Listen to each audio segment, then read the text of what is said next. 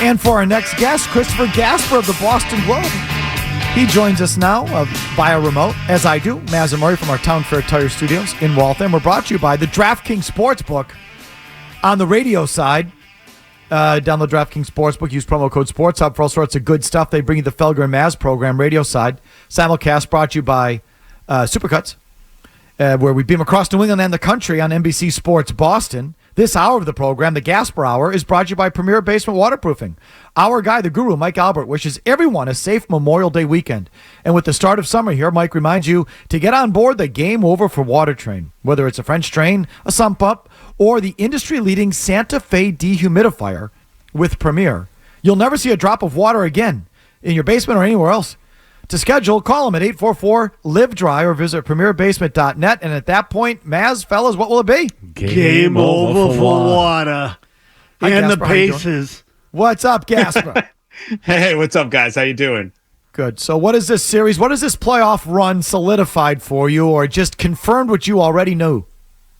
Yeah, it's solidified for me what I've said for a while on this show and said to you guys, that ultimately the formula for success, the identity for success for the Celtics is not Jayson Tatum and the Tatumettes. It's not elevating one guy completely above the team like he's LeBron James or Michael Jordan and just saying everybody else is a background singer. That's not the team. They have a very strong duo in Tatum and Brown. Tatum is the better player. He's the best player in the team, but the gap is not as wide as it probably traditionally is on great teams, and they lean into their strength, which is the ensemble cast. It's the entire team. It's that top six when Porzingis is healthy. It's not setting everything up for one guy and exalting that one guy and making that your identity and making that the way that you're going to win and the way that you're going to play. And I think that not just last night, but this entire playoffs, really, Derek White's had his moment, right? Al Horford had his moment. Drew Holiday has been tremendous now for 5 straight games. I mean, you can make a case in this series, I know we're only 2 games in, that he's been the best player on the floor for either team. So it's leaning more into that instead of sort of this narrative of we have to make sure we have the face of the league and, you know, this MVP guy that everybody recognizes nationally. That stuff might come eventually once you win the championship. But to get across this threshold and win the championship, it's going to be about we, not JT. Well, Mazz, let me ask you. Yep. Do you agree with that, or do they have to have a top-down approach? Maybe it's Jaylen Brown, but do they have to have that guy for them to be as good as they can be? No, not necessarily, but I'll say this, that in the key moments, I do think there has to be a hierarchy. And when I say that, I mean the ball's got to start somewhere, okay? So, now does that mean, can you change it play to play? Sure, yeah. I mean, it requires everybody being on board, but the ball's got to start with someone. There's got to be some way to start a play where you say, this is where we're going to begin, and this is where we're going to set the pick because this is the mismatch we want to get, or this is what we want to have happen. So, now, does it have to be the same guy on every one? No, it doesn't, but the player's got to be willing to do it. I'm worried about Tatum accepting it. And because I think that he's a very sensitive guy, clearly, and I don't. It's not necessarily a bad thing. He's in touch with a lot of things. He's considerate. He's thoughtful. But when it comes time to win games, you need someone who's less considerate and less thoughtful. What do you think, Chris? Yeah, I understand what Mazz is saying. I would just say in terms of you need someone in crunch time to start the plays. Well, hasn't the biggest question about this team been crunch time? It hasn't the biggest frustration been crunch time plays where they don't play the way they play in the other 46, 47 minutes where the ball moves or they exploit the matchup where they just say Tatum's going to bring it up and the rest of you guys are traffic cones and he'll just, go 1-on-4. And that's why they've been bad in crunch time. I don't think that's really his strength. And I don't think it's the strength of the team. Now, that doesn't mean that he doesn't take the last shot. He should, but there can be some sort of movement there. There can be some sort of motion there. There can be some sort of action there that ends up with him getting the ball, as opposed to like, this is a Kobe, Jordan, LeBron thing where you're going to handle this ball for every second of this key possession and no one else is going to touch it unless you decide to pass it at the end. I don't think that works for him. I don't think that works for them. Do you think if it has to be a top-down thing that it should be, if they had to pick one, because it's just the way it goes, Chris, if they had to do it, should it be Brown over Tatum? Pick one in terms of what? Are you talking about that thing? Crunch time? Someone's got to be the alpha. I mean, yeah, right. It's whose team is it? I mean, let's just say they say to themselves, the collaborative group approach doesn't work in the NBA. It is a top-down league. Yeah. So it's going to be Jaylen. Should it be Jaylen Brown then? Well, I don't think you necessarily have to have a traditional setup. Would you say Golden State is traditional? I mean, the guy that brings the force for Golden State is Draymond. And when Steph and KD were there, yeah, it's Steph's team, but KD's winning the 2 NBA Finals MVPs. So if you have enough talent, I think you can go outside of that paradigm. It doesn't have to be, and that's kind of my point. I know you're right. Traditionally, that's the way it is in the NBA. But if you have enough talent and you have the right players, then it can be something else. Because when I look at Golden State and I say, who's the guy, I like what Scal says, play with force. When I look at the Celtics and I say, who's the guy that plays with force? It's Jaylen Brown. It's Jaylen Brown. And there's a difference between forcing it and dictating terms to the other team. I don't think Jaylen Brown forces it, at least not in the postseason. He's been dictating terms to the other team. And that matters. That guy is Jaylen Brown, but that doesn't mean that he's above Tatum or he's the alpha. This is why I've always said, you take these two guys together. Everybody wants all that package to be in one player. Well, what if it's in two? Because if you really want Mamba mentality, it's putting these two guys together. Tatum has the skill. Brown has the mentality and the will, but neither one of them on their own has all the attributes you need to say, oh, that's Kobe. Okay. That's the unquestioned takeover guy every time. Chris, I've come around with you on this 100%. Okay, so I agree. Do you think Tatum does? Do you think Tatum can handle? Because you say Mamba mentality, Kobe couldn't. He had to.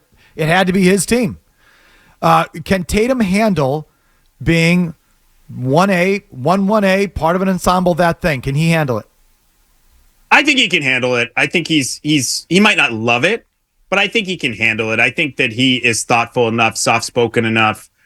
And the thing is, he's still getting, now is he getting all the accolades he wants in terms of, no, but he's still, all NBA. He has all the commercials and everything. And ultimately, at the end of the day, he wants to win. And I think he realizes that winning will benefit him more than anything else in his career. And some of the other things he wants will come along with winning. I mean, I to his credit, I don't feel like he got in the way last night. He realized whose night it was, and he's gotten better and better about that, I think, over the years. He really has. Is it perfect? No, it's not perfect all the time, but I don't feel like he's one of these guys that consistently comes in and, like another guy that used to play here who wasn't nearly as talented as Tatum, who would come in and say, oh, I don't care that it's your night. It's also going to be my night too.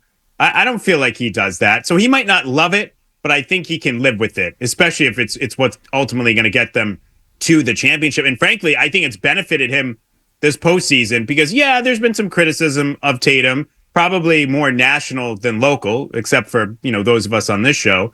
But at the end of the day, the fact the team is winning in 10-2 in 12 games and looks like they're going to get to the finals, there'd be even more criticism of his play in the games he hasn't played well if he didn't have the cast around him and they were losing some of these games. If they won, we wouldn't be debating, was it a good night for him because he had 21, 10, and 7? People would be saying, oh, man, they lost because he didn't show up.